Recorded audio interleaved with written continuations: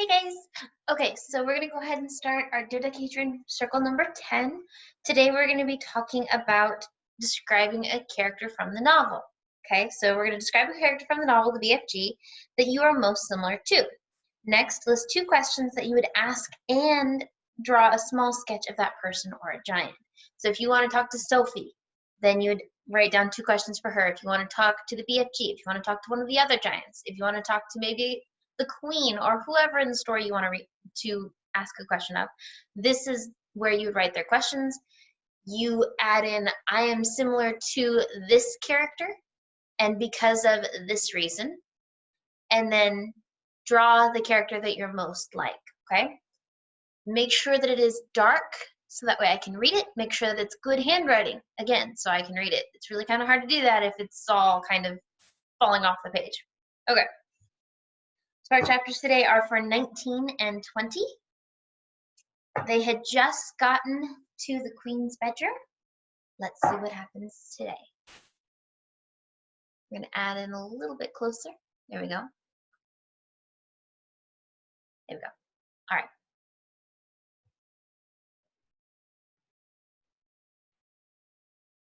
All right, it says, dawn came at last, and at the rim of a lemon-colored sun rose up behind the rooftop somewhere behind Victoria Station, the train station in London.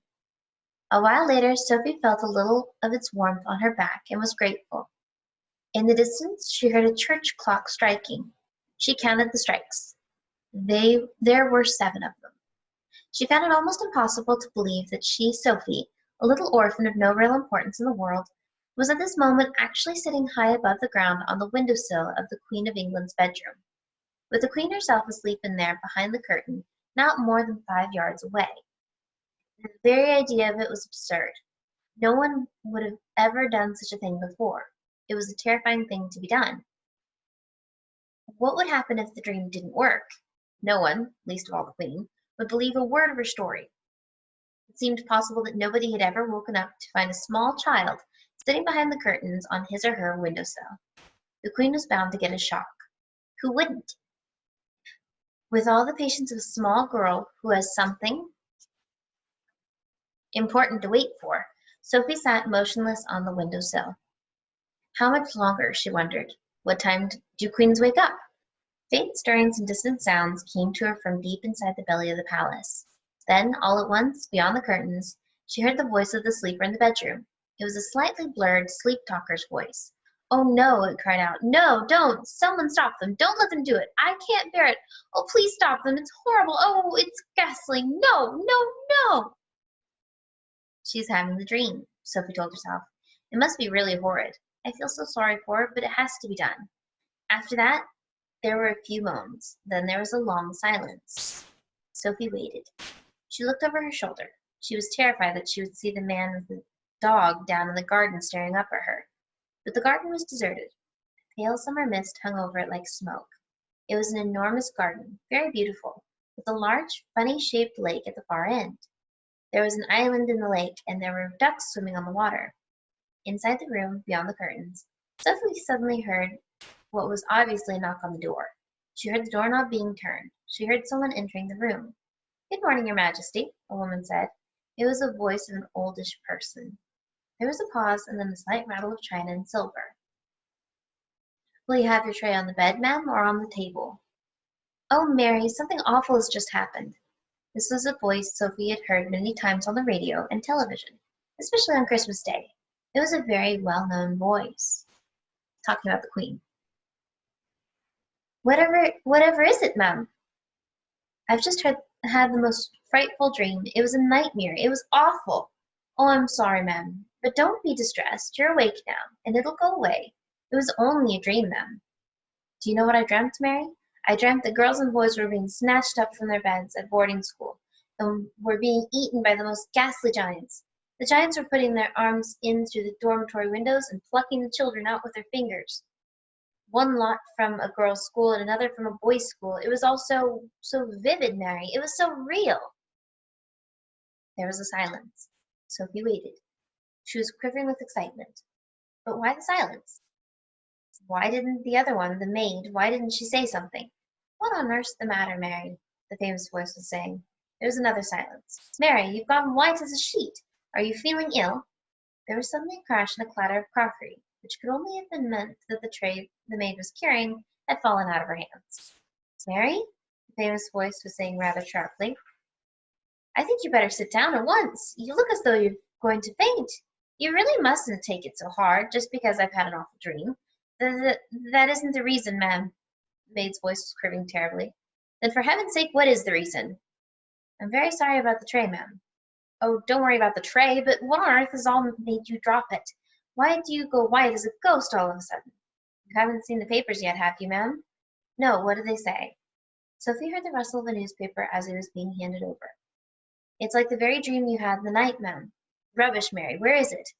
On the front page, ma'am. It's the big headlines. Great Scott, cried the famous voice. 18 girls vanished mysteriously from their beds at Rotterdam School. 14 boys disappeared from Eton. Bones are found underneath dormitory windows. Then there was a pause punctuated by gasps from the famous voice, as the newspaper article was clearly being read and digested. Oh, how ghastly, the famous voice cried out. It's absolutely frightful. Bones under the windows? What can have happened? Oh, those poor children. But, ma'am, don't you see, ma'am? See what, Mary? Those children were taken away almost exactly as you dreamt it, ma'am. Not by giants, Mary. No, ma'am, but the bit about the girls and the boys disappearing from the dormitories, you dreamt it so clearly that it actually happened. That's why I came over all queer, ma'am. I'm coming over a bit queer myself, Mary. It gives me the shakes, ma'am, when something like that happens, it really does. Don't blame me, Mary. I shall get you some more breakfast, ma'am, and have this mess cleared up. No, don't go, Mary. Stay here a moment. Sophie wished she could see into the room, but she didn't dare touch the curtains. The famous voice began speaking again. I really did dream about those children, Mary. It was clear as crystal. I know you did, ma'am. I don't know how giants got into it. That was rubbish. Shall I draw the curtains, ma'am? Then we shall all feel better. It's a lovely day. Please do. With a swish, the great curtains were pulled aside. The maid screamed. Sophie froze to the window ledge. Queen, sitting up in her bed with the Times on her lap, glanced up sharply. Now it was her turn to freeze. She didn't scream as the maid had done. Queens are too self-controlled for that. She simply sat there staring wide-eyed and white-faced at the small girl who was perched on her windowsill in a nightie. Sophie was petrified. Curiously enough, the Queen looked petrified too. One would have expected her to look surprised, as you or I would have done had we discovered a small girl sitting on her windowsill first thing in the morning. But the Queen didn't look surprised. She looked genuinely frightened. The maid, a middle-aged woman with a funny cap on top of her head, was the first to recover. What in the name of heaven do you think you're doing here? She shouted angrily to Sophie. Sophie looked beseechingly towards the Queen for help. The Queen was still staring at Sophie. Gaping at her would be more accurate. Her mouth was slightly open and her eyes were round and wide as two saucers, and the whole of that famous rather lovely face was filled with disbelief. Now listen here, young lady. How on earth did you get to this room? The maid shouted furiously. I don't believe it, the Queen was muttering. I simply don't believe it. I'll take her out, ma'am, at once, the maid was saying. No, Mary, no, don't do that. The Queen spoke so sharply that the maid was quite taken aback. She turned and stared at the Queen. What on earth has come over her? It looks as though she were in a state of shock. Are you all right, ma'am? The Queen was saying. When the Queen spoke again, it was a strange, strangled sort of whisper. Tell me, Mary, she said, tell me quite truthfully, is there really a little girl sitting on my windowsill, or am I dreaming? She's sitting there all right, ma'am, as clear as daylight, but heaven only knows how she got there. Your Majesty is certainly not dreaming at this time. That's exactly what I did dream, the Queen cried out. I dreamt that as well. I dreamt there would be a little girl sitting on my windowsill in her nightie, and she would talk to me. The maid, with her hands clasped around her starched white bosom, was staring at her mistress with a look of absolute disbelief on her face. The situation was getting beyond her. She was lost. She had not been trained to cope with this kind of madness. Are you real? The Queen said to Sophie. Yes, Your Majesty, Sophie murmured. What is your name? Sophie, Your Majesty. And how did you get up on my windowsill? No, don't answer that. Hang on a moment. I dreamt that part of it too. I dreamt that a giant put you there. He did, Your Majesty, Sophie said. The maid gave a howl of anguish and clasped her hand over her face. Control yourself, Mary, the queen said sharply. Then to Sophie she said, You're not serious about the giant, are you? Oh, yes, your majesty. He's out there in the garden now. Is he indeed? The queen said. The sheer absurdity of it all was helping her to regain her composure. So he's in the garden, is he? She said, smiling a little. He is a good giant, your majesty, Sophie said. You need not be frightened of him. I'm delighted to hear it, said the queen, still smiling. He's my best friend, your majesty. How nice, the queen said. He is a lovely giant, your majesty. I'm quite sure he is, the queen said. But why have you and this giant come to see me? I think you've dreamed of that part too, your majesty, Sophie said calmly. That pulled the queen up short, took the smile right off her face. She certainly had dreamed that part of it. She was dreaming now how, at the end of her dream, it had said that a little girl and a big friendly giant would come and show her how to find the 9 horrible man-eating giants. But be careful, the queen told herself. Keep very calm, because it's surely not very far from the place where madness begins. You did dream that, didn't you, your majesty? Sophie said. The maid was out of it now. She just stood there goggling. Yes, the queen murmured. Yes, now you come to mention it, I did. But how do you know what I dreamed? Well, that's a long story, your majesty, Sophie said. Would you like me to call the big friendly giant? The queen looked at the child. The child looked straight back at the queen, her face open and quite serious. The queen simply didn't know what to make of it. Was someone pulling her leg? She wondered. Shall I call him for you? Sophie went on. You'll like him very much. The queen took a deep breath. She was glad no one except her faithful Mary was there to see what was going on. Very well, she said. You may call your giant. No, wait a moment. Mary, pull yourself together and give me my dressing gown and slippers. The maid did as she was told. The queen got out of bed and put on a pale pink dressing gown and slippers. You may call him now, the queen said. Sophie turned her head towards the garden and called out, BFG, Her Majesty the Queen would like to see you. The queen crossed over to the window and stood beside Sophie. Come down off that ledge, she said. You're going to fall backwards any moment. Sophie jumped down onto the room and stood beside the queen at the open window. Mary, the maid, stood behind them. Her hands were now planted firmly on her hips, and there was a look on her face which seemed to say, I want no part of this fiasco. I don't see any giant, the queen said. Please wait. Sophie said, Shall I take her away now, ma'am? The maid said, Take her downstairs and give her some breakfast, the queen said. Just then there was a rustle in the bushes beside the lake. Then out he came, 24 feet tall, wearing his black cloak with the grace of a nobleman, still carrying his long trumpet in one hand. He strode magnificently across the palace lawn towards the window. The maid screamed. The queen gasped. Sophie waved. The BFG took his time. He was very dignified in his approach. When he was close to the window where the 3 of them were standing, he stopped and made a show of a graceful bow. His head, after he had straightened up again, was almost exactly level with the watchers at the window. Your Majesty, he said, I is your humbug servant. He bowed again. Considering she was meeting a giant for the first time in her life, the queen remained astonishingly self-composed. We are very pleased to meet you, she said. Down below, a gardener was coming across the lawn with a wheelbarrow. He caught sight of BFG's legs over his left. His gaze traveled slowly upwards along the entire height of the enormous body. He gripped the handles of the wheelbarrow. He swayed. He tottered. Then he keeled over on the grass in dead faint. Nobody noticed him. Oh, Magister, cried the BFG. Oh, Queen, oh, Monachère, oh, Golden Sovereign, oh, ruler of straight lines, oh, Sultana. I has come here for my little friend Sophie to give you a... The BFG hesitated, searching for the word. To give me what? The queen said. Assistance, the BFG said, the queen looked puzzled. He sometimes speaks a bit funny, Your Majesty, Sophie said. He never went to school. Then we must send him to school, the queen said. We have some very good schools in this country.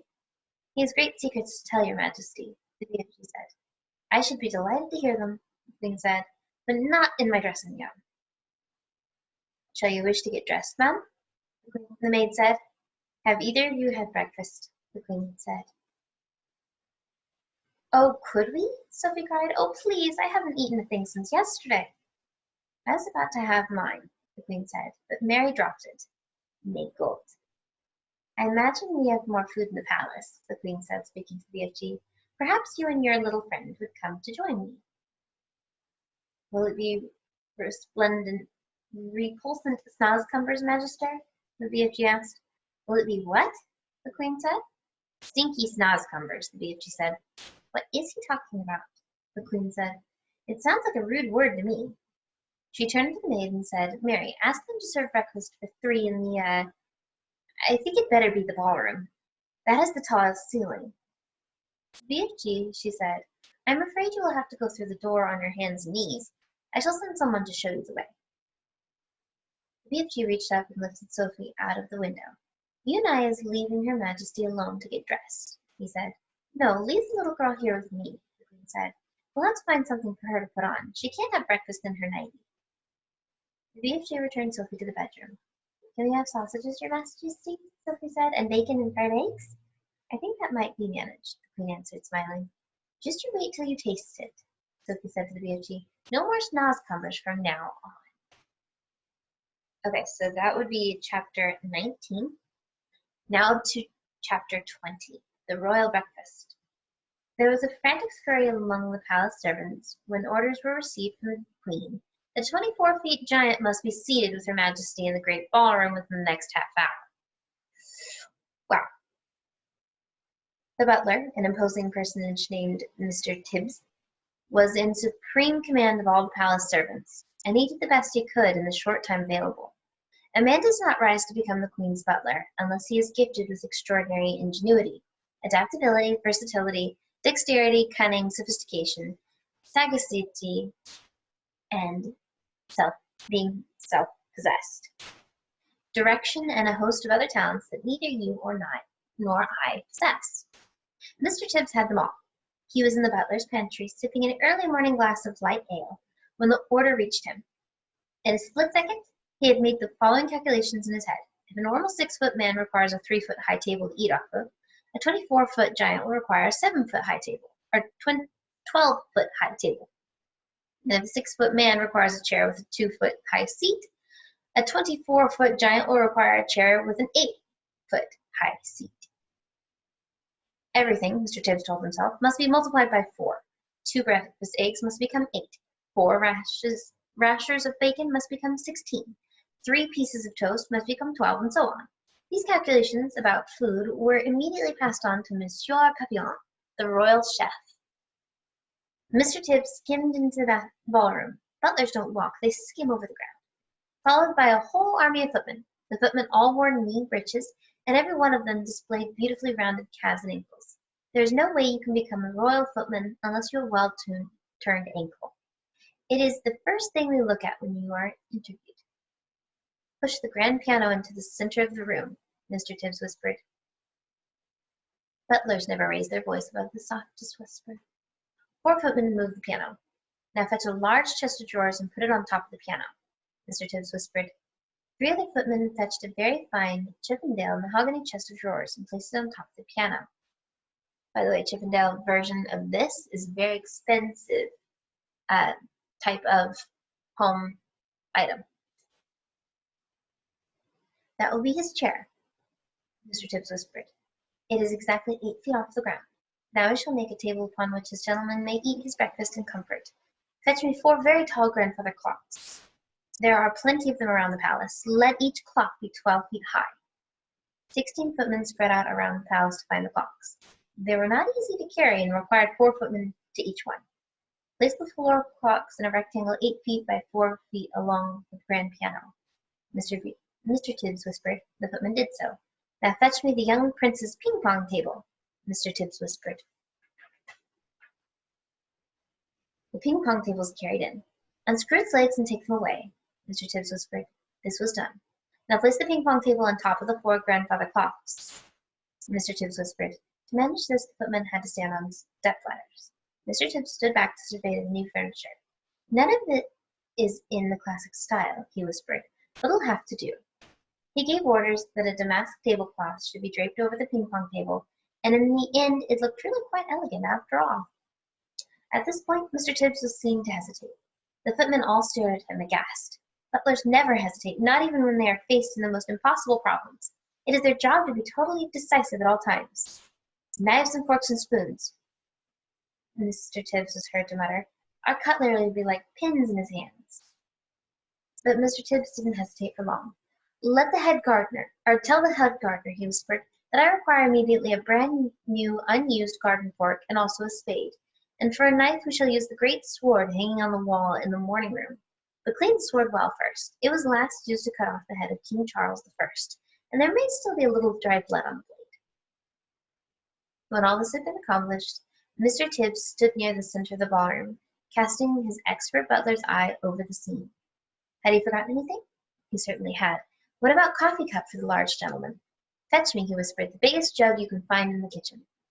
A splendid 1-gallon porcelain water jug was brought in and placed on the giant's table beside the garden fork and the garden spade and the great sword. So much for the giant. Mr. Tibbs then had the footman move a small, delicate table and 2 chairs alongside the great giant table. This was for the Queen and Sophie. The fact that the giant's table and chair towered far above the smaller table simply could not be helped. All these arrangements were only just completed when the Queen, now fully dressed in a trim skirt and cashmere cardigan, entered the ballroom holding Sophie by the hand. A pretty dress that had once belonged to one of the princesses had been found for Sophie, and to make her look prettier still, the Queen had picked up a superb sapphire brooch from her dressing table and had pinned it to the left side of Sophie's chest. The big friendly giant followed behind him, but he had an awful job getting through the door. He had to squeeze himself through on his hands and knees, with 2 footmen pushing him from behind, and 2 pulling from the front. But he got through it in the end. He had removed his black cloak and got rid of his trumpet, and was now wearing his ordinary simple clothes. As he walked across the ballroom, he had to stoop quite a lot to avoid the high ceiling. Because of this, he failed to notice that an enormous crystal chandelier, crash, his head went right into the chandelier. A shower of glass fell upon the poor BFG. Gunhummers and bogswickles, he cried. What was that? It was Louis XV, the Queen said, looking slightly put out. He's never been in the house before, Sophie said. Mr. Tibbs scowled. He directed 4 footmen to clear up the mess. Then, with a disdainful little wave of the hand, he indicated to the giant that he should seat himself on top of the chest of drawers, on top of the grand piano. What a fizz-whizzing, flesh-bumping seat, cried the BFG. I is going to be bug as snug in a rug up here. Does he always speak like that? The Queen asked. Quite often, Sophie said. He gets tangled up with his words. The BFG sat down on the chest of drawers piano and gazed in wonder at the great ballroom. By gumdrops, he cried, what a sliffling whoopsie room we are in. It's so gigantus I is needing binoculars and telescopes to see what is going on at the other end. Bifocals and telescopes. Footmen arrived carrying silver trays with fried eggs, bacon, sausage, and fried potatoes.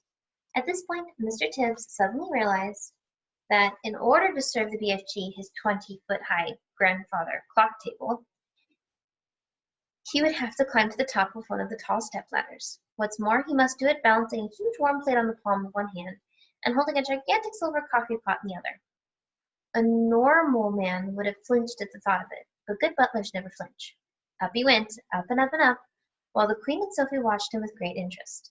It is possible they were both secretly hoping he would lose his balance and go crashing to the floor, but good butlers never crash. At the top of the ladder, Mr. Tibbs, balancing like an acrobat, poured the BFG's coffee and placed the enormous plate before him. On the plate there were 8 eggs, 12 sausages, 16 rashers of bacon, and a heap of fried potatoes. What is this place, your Magister? The BFG asked, peering down at the Queen. He's never eaten anything except snaz cumbers before in his life, Sophie explained. They taste revolting. They don't seem to be stunted as growth, the Queen said. The BFG grabbed the garden spade and scooped up all the eggs, sausages, bacon, and potatoes in one go and shoveled them into his enormous mouth. By gogglers, he cried. This stuff is making snaz cumbers taste like swatchwallop. The Queen glanced up, frowning. Mr. Tibbs looked down at his toes, and his lips moved in silent prayer. That was only one titty little bite, the BFG said. Is you having any more of this delicious grumble in your cupboard, Magister? Tibbs, the queen said, showing true regal hospitality, fetched the gentleman another dozen fried eggs and a dozen sausages. Mr. Tibbs swam out of the room, muttering unspeakable words to himself, and wiping his brow with a white handkerchief. The BFG lifted his huge jug and took a swallow. "Ouch!" he cried, blowing a mouthful across the ballroom. "Please, what is this horrible swiggle I is drinking, Magister?" "It's coffee," the queen told him. "Freshly roasted." "It's filthsome!" the BFG cried out. "Where is the frabscottle?" "The what?" the queen asked. "The lumptious fizzy frabscottle," the BFG answered.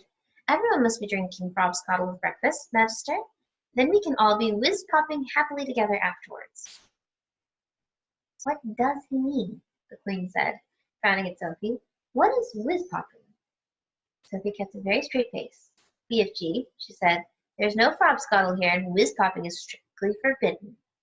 "What?" cried the BFG. "No frabscottle, no whiz-popping, no glumptious music, no boom, boom, boom?" "Absolutely not," Sophie told him firmly. "If he wants to sing, please don't stop him," the queen said. "He doesn't want to sing," Sophie said. "He says he wants to make music," the queen went on. "Shall I send for violin?" "No, your majesty," Sophie said. "He's only joking." Violet smiled across the BFG's face. "Listen," he said, peering down at Sophie. "There isn't having any frabscottle here in the palace. I can still go whiz-popping perfectly well without it if I was trying hard enough." "No," cried Sophie. "Don't. You're not to. I beg you." "Music is very good for the digestion," the queen said. "When I was up in Scotland, they played the bagpipes outside the window while I'm eating. Do play something." "I has Her Majesty's permission," cried the BFG. All at once he let fly with a whiz-popper that sounded as though a bomb had exploded in the room. The queen jumped. "Whoopee!" shouted the BFG. "That is better than baglepipes, is it not, Magister?" It took the queen a few seconds to get over the shock. "I prefer the bagpipes," she said, but she couldn't stop herself smiling. During the next 20 minutes, a whole relay of footmen were kept busy hurrying to and from the kitchen, carrying third helpings and fourth helpings and fifth helpings of fried eggs and sausages for the ravenous and delighted BFG. When the BFG had consumed 72nd his 72nd fried egg, so literally 5 dozen eggs, Mr. Tibbs settled up to the queen. He bent low from the waist and whispered in her ear, "Chef sends his apologies, your majesty, and he says he has no more eggs in the kitchen." "What's wrong with the hens?" the queen said. "Nothing wrong with the hens, your majesty," Mr. Tibbs whispered. "Then tell them to lay more," the queen said. She lifted the BFG. "Have some toast and marmalade while you're waiting," she said to him. "Toast is finished," Mr. Tibbs whispered, "and chef says there's no more bread." "Tell him to bake more," the queen said. While all this was going on, Sophie had been telling the queen everything, absolutely everything about her visit to the giant country. The queen listened, appalled. When Sophie had finished, the queen looked up at the BFG, who was sitting right high above her. He was now eating a sponge cake. "Big friendly giant," she said. "Last night those man-eating brutes came to England. Can you remember where they went the night before?" The BFG put a whole round sponge cake into his mouth and chewed it slowly while he thought about this question. "Yes, Magister," he said. "I do think I is remembering where they said they were going the night before last. They was galloping off to Sweden for the sweet and sour taste." "Fetch me a telephone," the queen commanded. Mr. Tibbs placed this instrument on the table. The queen lifted the receiver. "Get me the King of Sweden," she said. "Good morning," the queen said. "Is everything all right in Sweden?" "Everything is terrible," the King of Sweden answered. "There's panic in the capital. 2 nights ago, 26 of my loyal subjects disappeared. My whole country is in a panic." "Your 26 loyal subjects were all eaten by giants," the queen said. "Apparently they liked a taste of Swedes." "Why did they like the taste of Swedes?" the king asked. "Because the Swedes of Sweden have a sweet and sour taste, so says the BFG," the queen said. "I don't know what you're talking about," the king said, growling testily. "It's hardly a joking matter when one's loyal subjects are being eaten like popcorn." "They've eaten mine as well," the queen said. "Who's they, for heaven's sake?" the king asked. "Giants," the queen said. "Look here," the king said. "Are you feeling all right?" "It's been a rough morning," the queen said. "First I had a horrible nightmare, then the maid dropped my breakfast, and now I got a giant on the piano." "We need a doctor, quick," cried the king. "I'll be all right," the queen said. "I must go now. Thank you for your help." She replaced the receiver. "Your BFG is right," the queen said to Sophie. Those 9 man-eating brutes did go to Sweden. It's horrible, Sophie said. Please stop them, Your Majesty. I'd like to make some more check before I call out the troops, the Queen said. Once more she looked up at the BFG. He was eating donuts now, putting them into his mouth 10 at a time, like peas. Think hard, BFG, she said. Where did those horrid giants say they were galloping off to 3 nights ago? The BFG thought long and hard. Oh, he cried last. Yes, I was remembering. Where? Said the Queen. One was off to Baghdad, the BFG said, as they is galloping past my cave. Flushed on Peter is waving his arms and shouting at me. I is off to Baghdad, and I is going to Baghdad, and Mum and every one of them 10 children as well. Once more the Queen lifted the receiver. Get me the Lord Mayor of Baghdad, she said. If they don't have a Lord Mayor, then give me the next best thing. In 5 seconds, a voice was on the line. Here's the Sultan of Baghdad speaking, the voice said. Listen, Sultan, the Queen said. Did anything unpleasant happen to your city 3 nights ago? Every night unpleasant things are happening in Baghdad, the Sultan said. We are chopping off people's heads like you are chopping parsley. I've never chopped parsley in my life, the Queen said. I want to know if anyone has disappeared recently in Baghdad. Only my uncle, Khalfan al-Rashid, the Sultan said. He disappeared from his bed 3 nights ago, together with his wife and 10 children. There you is, cried the BFG, whose wonderful ears enabled him to hear what the Sultan was saying to the Queen on the other end of the telephone. Blessed on Peter did that one. He went off to Baghdad to bag Dad and Mum and all the little kiddos. The Queen replaced the receiver. That proves it, she said, looking up to the BFG. Your story is apparently quite true. Summon the head of the army and the head of the Air Force immediately. Okay, so that was the end of chapter 20. We'll have to see what the Queen does for those evil, nasty, man-eating giants. All right, guys, make sure that you are comparing yourself to a character, telling me who the character you are most like is. Tell me why is it that you're like them.